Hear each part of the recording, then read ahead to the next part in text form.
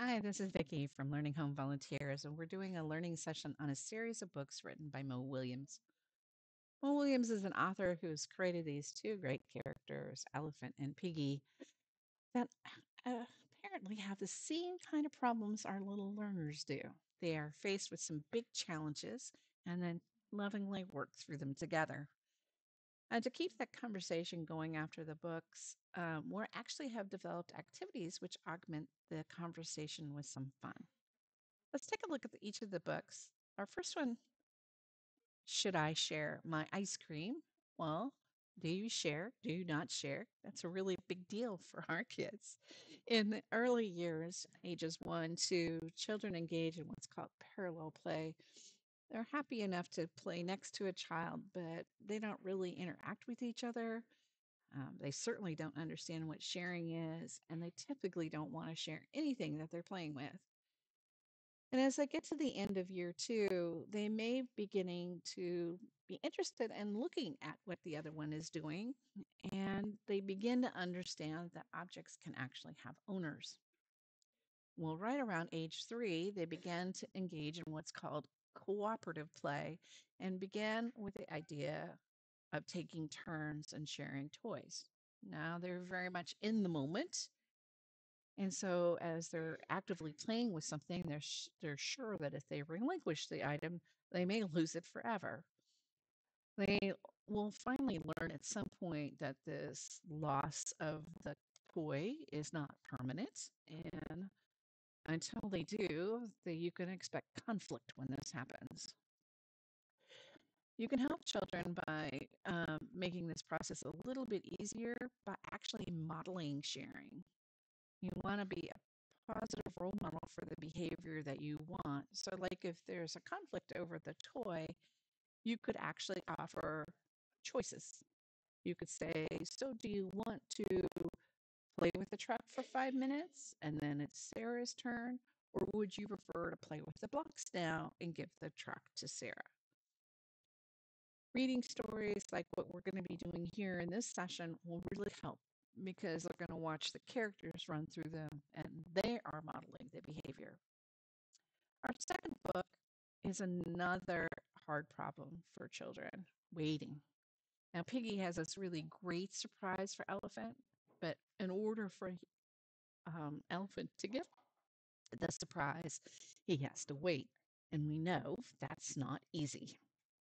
Our last book, My Friend is Sad. Um, children are so in tune with those that are in pain. So when Piggy sees Elephant looking sad, he immediately springs into action to try and make it better. This book shows a little communication goes to a long way to actually fixing problems. As we're having some new families, I wanted to review how to follow along with all the different activities. Each week, we release a new video with that week's activities. And in the first post of the session, we also pin the PDF, which contains the content list for all the activities contained in the learning session.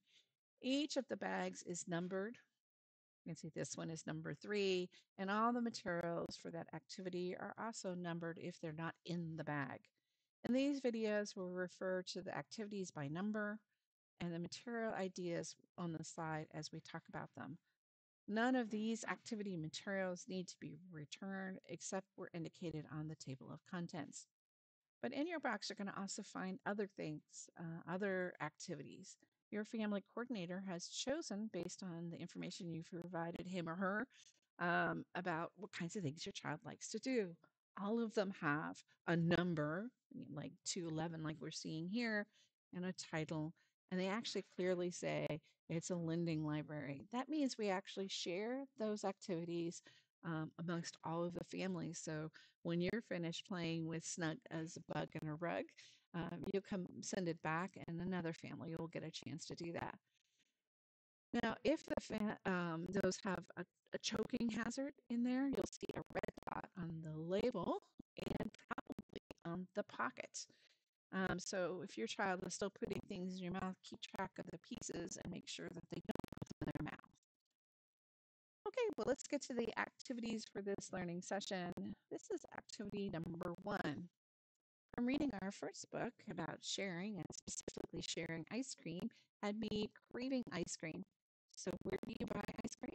At an ice cream stand.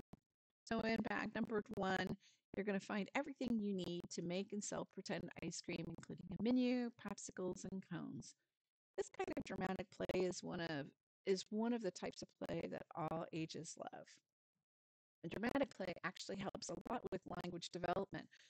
If you think about having an ice cream stand, there's going to be two people interacting, someone ordering and someone fulfilling the order. More people is even better because it provides more language and the opportunity for different roles. So, as the order is placed, the employee records what the patron wants, and then the employee needs to make the order and give it sell back to the actual customer themselves. And during these interactions, the person playing the customer can be a kind customer, an impatient customer, a customer that always changes their order. All of these add more language and more opportunity to have conversation. The next thing that children understand or learn in dramatic play is how to act and how to control their emotions. They will need to read the room, as it were, for what's appropriate for the situation. They'll wait their turn in line, or they'll wait for their ice cream, or they'll coordinate with another one to actually get the order right. And dramatic play also allows the child to act out situations that they see in their life, or maybe things that they haven't actually experienced yet. A child of this age doesn't necessarily think internally and needs an outlet to explore their own thoughts and feelings. And dramatic play gives them a place to practice being in a world and including exploring the emotions that actually surround those situations, like if they want to actually share their ice cream cone. Dramatic play also provides a place to practice skills which will help them consider the perspective of others because they can play each of the different roles. This helps children to be able to find solutions that help all parties. Dramatic play also supports literacy through exposing children to functional print things like menus and signs in the play, and it helps them contextualize the words and the concepts. And when paired with a book, actually helps them understand the whole situation. So let's get to the play. We have provided you toilet paper rolls to be your ice cream cones and some tissue paper sheets to actually make the scoops of ice cream. We've also included a rectangular pieces of cardstock to be your popsicles, but you're going to need to use glue to add the popsicle sticks to the popsicles. You can certainly add a bowl in case your customer wants to have ice cream in a bowl, but we've included sprinkles and cotton balls to be whipped cream. And finally, we've included a wordless order form so your customers know what you have to offer. Well, this is activity number two, the ice cream relay. And in your bag, you're going to find some paper cones that look like this, which actually need to be glued together. We have folded them so they're easier to glue, and you want to use your glue stick, which should help a lot. Um, Now that your cones are ready, we're ready to actually play the relay game itself.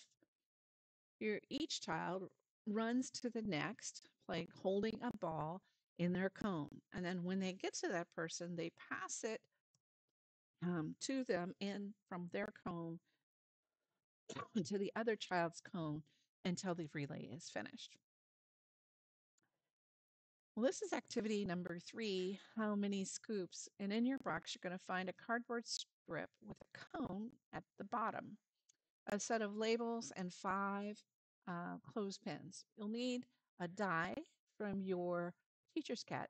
And what we want to do first is to prepare our scoops. So using the label sheet in your bag, you want to put one of the colored dots and stick it to the opening part of the clothespin. To play, the player rolls the dice, and then the number that appears on the dice, in this case 4, they're to add that number of scoops to the ice cream on the cardboard.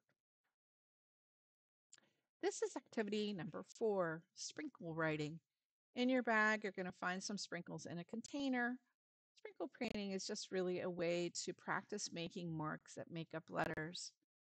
So, in a flat container like a cake pan or a cookie sheet or a casserole dish, you want to put the sprinkles in the middle. The natural progression of writing comes and goes like something like this. First, children actually need to learn how to make marks.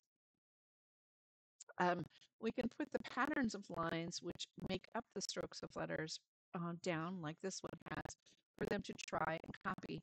As you can see with this learner, reproducing the line mark isn't actually that easy, and it takes some time to figure out how to make that, though that shape that shows up in the example.